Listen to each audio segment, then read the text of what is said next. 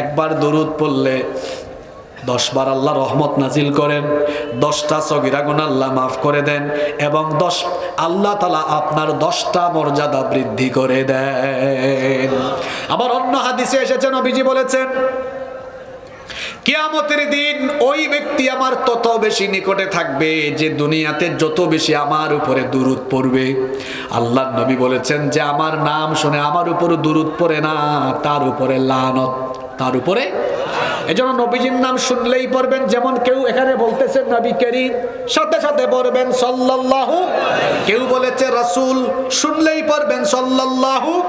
শুনেছেন কেউ বলেছে মুহাম্মাদুর রাসূলুল্লাহ, সঙ্গে সঙ্গে পড়বেন সাল্লাল্লাহু আলাইহি ওয়াসাল্লাম। কারণ নবীজি বলেছেন যে আমার উপর দুরূদ পড়ে না, সে হলো দুনিয়ার বুকে সবচেয়ে বড় কৃপণ, সবচেয়ে বড়।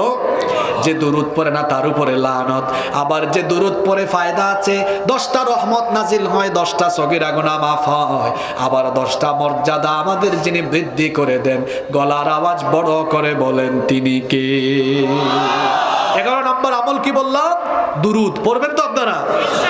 12 নম্বর, প্রতিদিন কিছু রোজাদারদেরকে ইফতার করাবেন। পারবেন? আল্লাহ রসুলের সাহাবীদের আমল কি ছিল শুনেন। সাহাবায়ে কেরাম কি করতেন? একজনের বাড়ি থেকে আরেকজনের বাড়িতে ইফতার পাঠাতেন, ওই বাড়ির লোকজন ওই বাড়িতে ইফতার পাঠাতেন।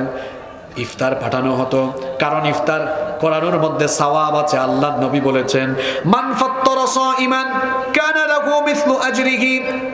যে ব্যক্তি কোন রোজাদারকে ইফতার করায়, যে রোজাদারকে ইফতার করালো, ওই রোজাদার রোজা রেখে যে সওয়াব পেল, এই সওয়াবের একটা অংশ রোজাদার ব্যক্তিকে যে ইফতার করালো আল্লাহ তার আমলনামার মধ্যে সওয়াব দান করে দেন। একদিনে রোজা রাখি কয়টা আমরা? জোরে বলেন। টায়ার্ড হয়ে গেছেন নাকি? রমজানের সব ওয়াজ তো আজকে একদিনে শেষ করে দিয়ে যাচ্ছে। একদিনে রোজা রাখি কয়টা? সওয়াব পাবেন কয়টার? মানে একটা রোজা রেখেছেন, সওয়াব পাবেন কয়টার? একটারই। কিন্তু একদিনে আপনি চাইলে একাধিক রোজার সওয়াব পেতে, 2টা রোজার সওয়াব পাবেন একদিনে। কিরকম? একজনকে ইফতার করেন, আপনারটা আর তারটা, 2টা রোজার সওয়াব। সুবহানাল্লাহ পড়বেন না? এখন আপনারা ভাববেন তাহলে তো হুজুর, যে ব্যক্তি কষ্ট করে রোজা রাখলো তারা ইফতার খাওয়াইলে ওই ব্যক্তির সওয়াব কি মাইনাস হবে? না, মাইনাস করা আমাদের অভ্যাস, আল্লাহর অভ্যাস মাইনাস করা না। ওই ব্যক্তিকেও সওয়াব দিবেন আল্লাহ, যে ব্যক্তি ইফতার খাওয়ালো তাকেও আল্লাহ সওয়াব দিবেন। সুবহানাল্লাহ। কারো আমল থেকে সওয়াব কর্তন করা, মাইনাস করা হবে না।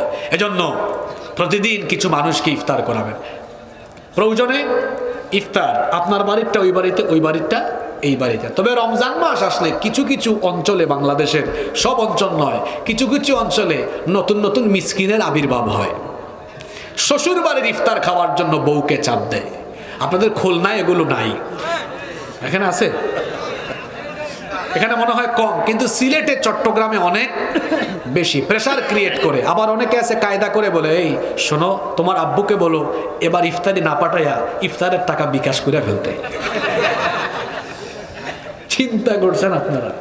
আচ্ছা, আপনার শ্বশুর যদি আপনার বাড়িতে কোনো কারণে বা বিনা কারণে, তিনি এমনি এসেছেন, যাই নিয়ে আসছেন বা ইফতার নিয়ে আসছেন, এতে কোনো অসুবিধা নাই। কিন্তু আপনি ফোর্স করে বা এটাকে সামাজিক প্রথা, সামাজিক কালচার বানানো, এটা মোটেও ঠিক না। এটা যেন আমরা না করি। আর রমজান মাসে ইফতার মাহফিল হয় বেশি বেশি। এই ইফতার পার্টিগুলোতে দেখা যায় কাজের চেয়ে অকাজ হয় বেশি, আকাম কুকাম বেশি। বলবেন আকাম কুকাম কেমনি? হুদাই এরপরে হে বক্তব্য, আরে সারা দিন রোজা রাখার পরে এত বক্তৃতা শোনার এনার্জি থাকে?